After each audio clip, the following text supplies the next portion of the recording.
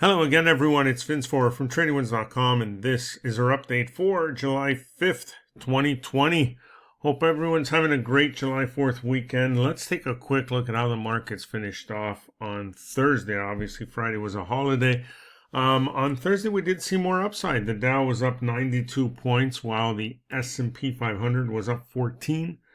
And the Nasdaq gaining another 53 points here, while the Russell finished higher by 4.5. Bond market was fairly flat overall, as was crude, as was gold. All fairly small moves overall. Even the dollar was fairly quiet. Let me just clean up this chart a little here. So really, if we look at this, we remain in what I would call consolidation mode.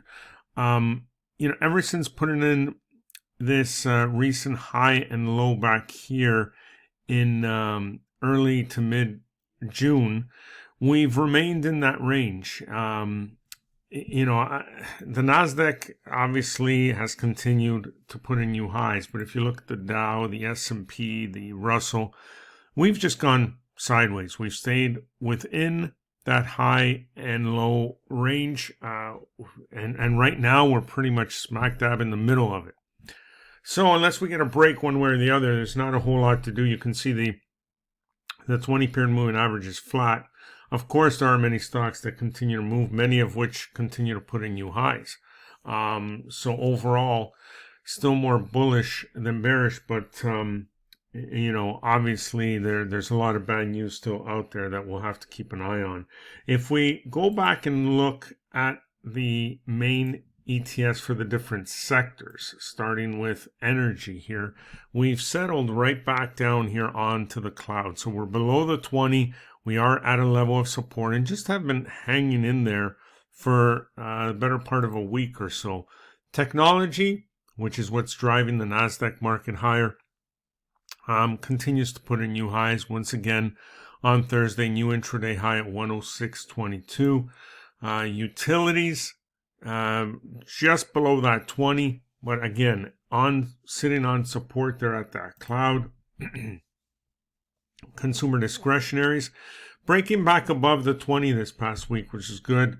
Not much in the way of momentum, but again, we're very close to those all-time highs. Retail as well. Retail has come a long way, and this is one this is harder to understand than most, considering the closures and the number of bankruptcies, etc., but it continues to move forward. And once again, here we are above the 20 and above the 50 line on the RSI and looking for a move to the recent highs here. Communication ETF breaking through that 20 as well. Real estate doing so as well, a little further behind, a lot more overhead resistance to come here. But certainly looks like we're making our way towards that area of overhead resistance in the real estate sector.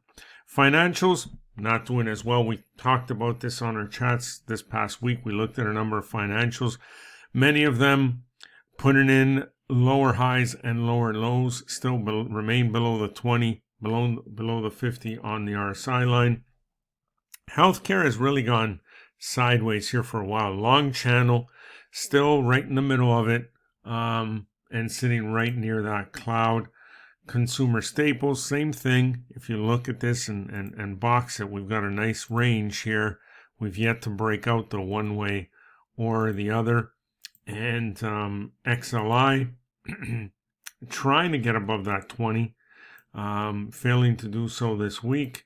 And materials did break through and is slightly above it, but still, again, a number of these remain within that range, within those recent highs and lows of early to mid-June here. Now, looking forward to this week, fairly light week for news. On Monday, we do get ISM non-manufacturing.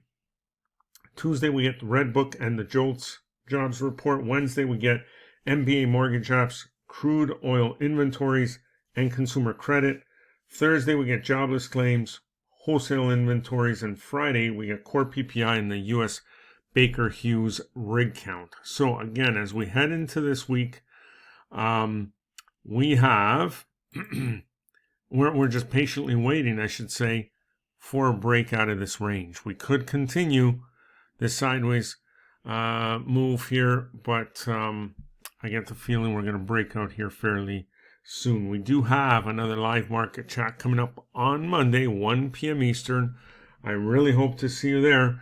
We'll look at a number of charts, and we'll see how the first morning of the week, first morning trading session of the week has gone, and we'll go from there. But enjoy the rest of your weekend, and we will see you on our next update.